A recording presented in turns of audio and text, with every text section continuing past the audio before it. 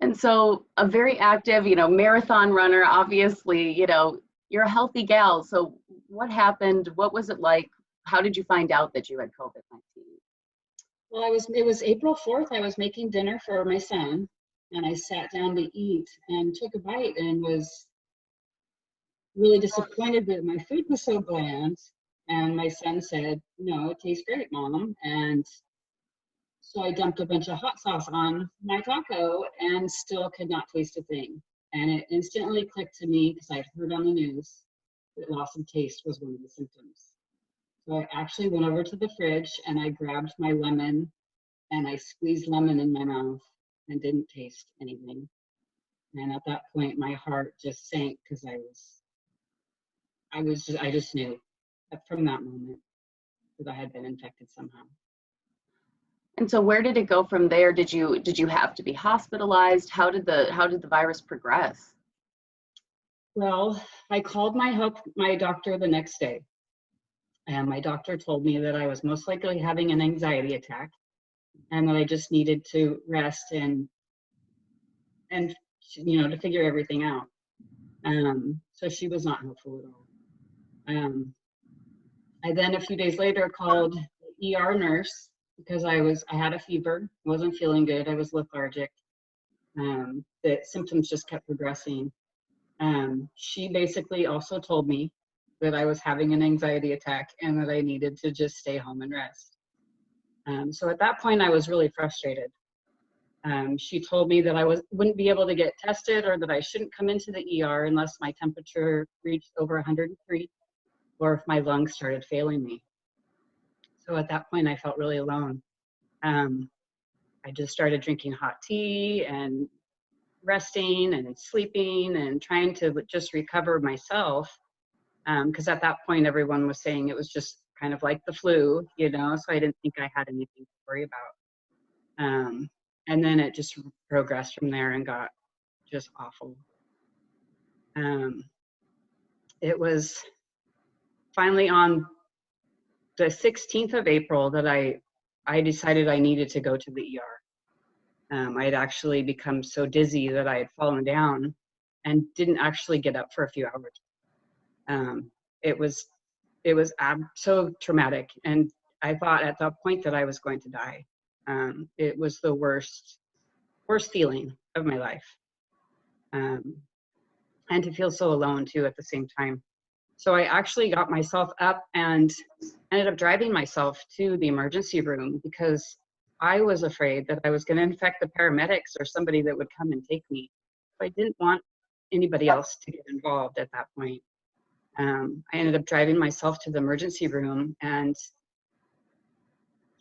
the hospital they didn't even let me 5 feet in the front door the whole time. They basically had me stand in the corner of the waiting room, offered no help whatsoever. It was so embarrassing and so devastating. I stood in the corner for probably a half an hour, and the ER doctor finally came out in like a spacesuit, which I totally understand. But he never got more than 4 feet from me. He was basically yelling at me from across the waiting room, asking me my symptoms and everything else. And, I understand that there's no playbook for the medical community, especially at that time. We were all so in the dark on what this virus could do to somebody. He finally, I think my tears finally encouraged him to give me a test at least. So the nurse did come out and give me a test at that point. But they just sent me on my way right after that. Really? So when did you get the results back? I got the results 2 days later on the 18th. The doctor called me and said, "Hey, I guess you were positive." And at that point he gave me a prescription for some codeine cough syrup and some bacterial infection medicine. So, and he said, I hope you feel better. Pretty much same thing. If you start having breathing problems, then you need to come back and see us. So did it ever get to where you needed to go back, or were you able to start getting better? I should have gone back probably several times, but I didn't.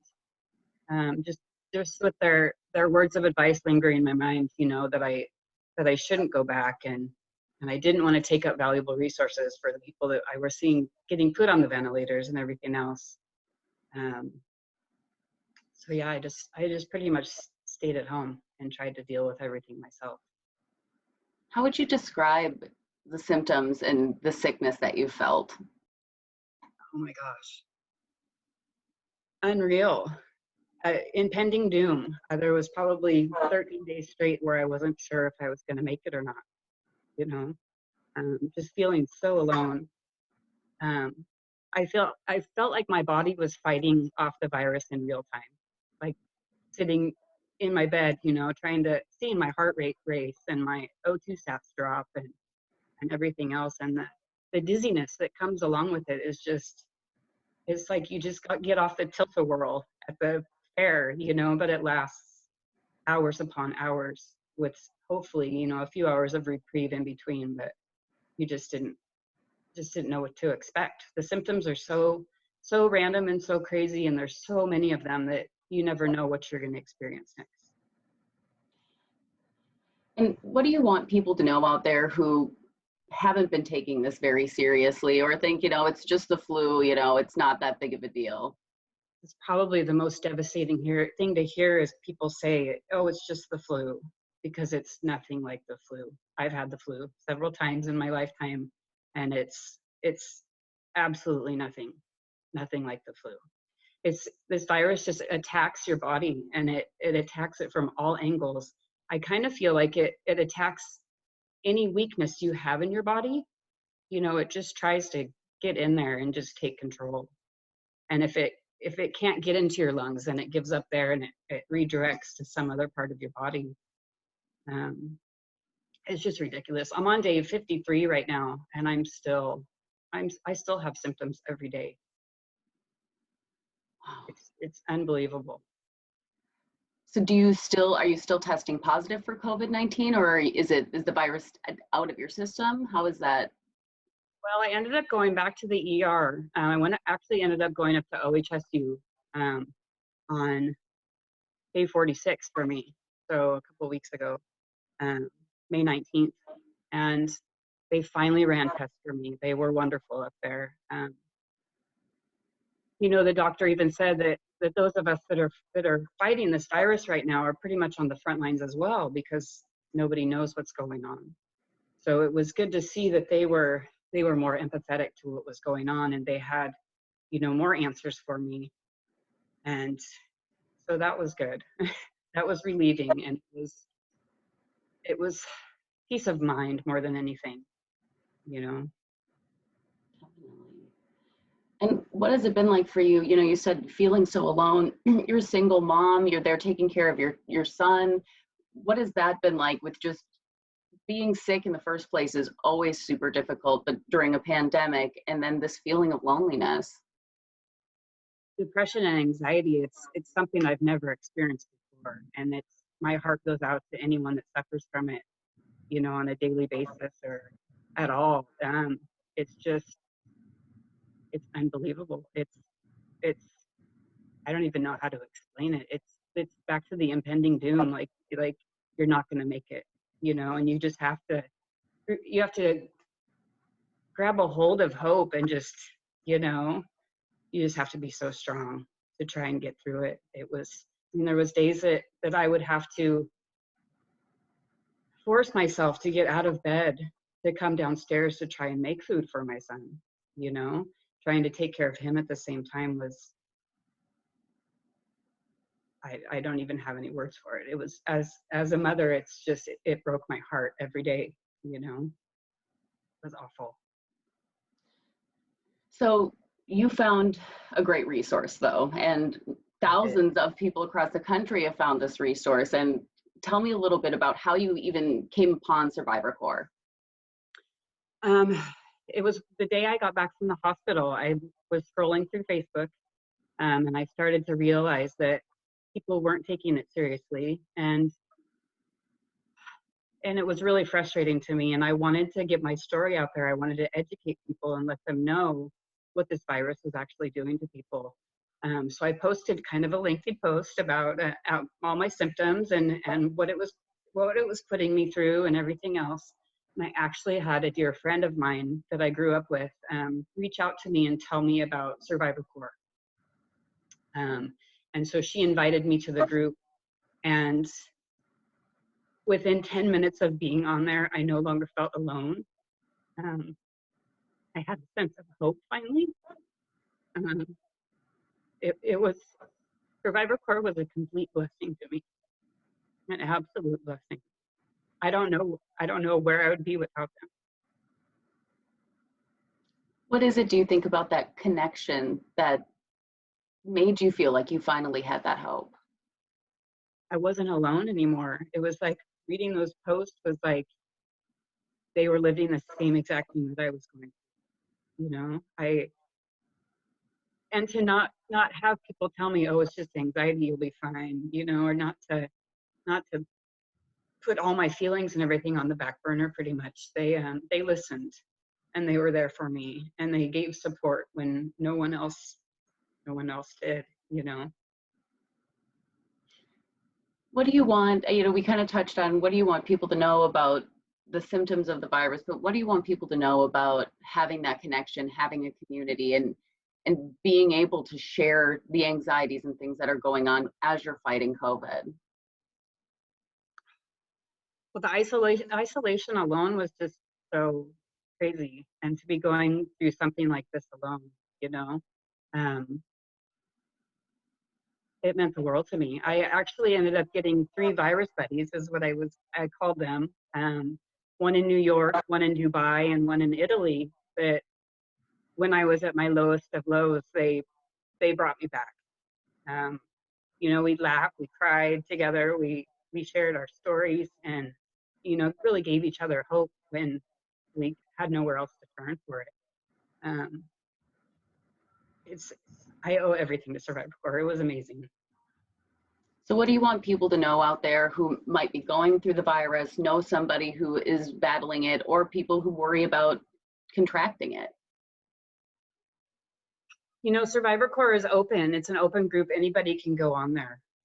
You don't have to be affected by it in any way. So if you just want to get educated on what this virus is really, really about, feel free to go on there um, and read people's stories.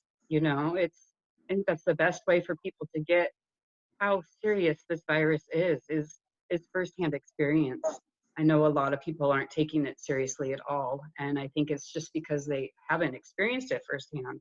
They don't know anybody infected and everything else. I had a gal reach out to me that I've been friends with for a very long time that said, that I was only one person and that she didn't know anybody else, so it wasn't affecting her, and she didn't feel like she had to take safety precautions anymore, and that it was no big deal to her. And I don't think people really realize that there's almost 100,000 people that have died from this vicious monster, let alone the thousands upon thousands of people who are at home, suffering by themselves and trying to deal with their anxiety and their depression, let alone the crazy symptoms that present from this crazy virus. How are you feeling today? I mean, you said you still have some symptoms. What's the path of recovery look like for you right now? It's day to day for now. It's definitely not as near as bad as it was. That week 2 and 3 were absolutely horrific. They were awful. Week 6, actually, I re-experienced everything from 2 and 3, not on such a high level, but everything came back. So it's just now I still have symptoms, but they're not as bad as they were before, but I still have the dizziness. I still have the chest pains and the tachycardia. I still have that anxiety and the depression, and it's everything seems like it lingers now. Instead of having a fever, which I had for off and on for 31 days, I actually have a low temperature now. my temperature is 97, 96.5. Which is crazy. It just seems so weird to me. I have flashing lights in the corner of my eye that happen randomly. It just, all these crazy weird symptoms are just, they're boggling. I don't, I don't get it. Insomnia is so bad right now. I probably sleep about 4 hours a night, and that's it. It's such a strange virus that we're still learning about every single day. So Jennifer, I so thank you for sharing your story and taking the time for us. I think it's going to really help people understand, and this is important for everybody. So thank you so Awesome. much. Yes.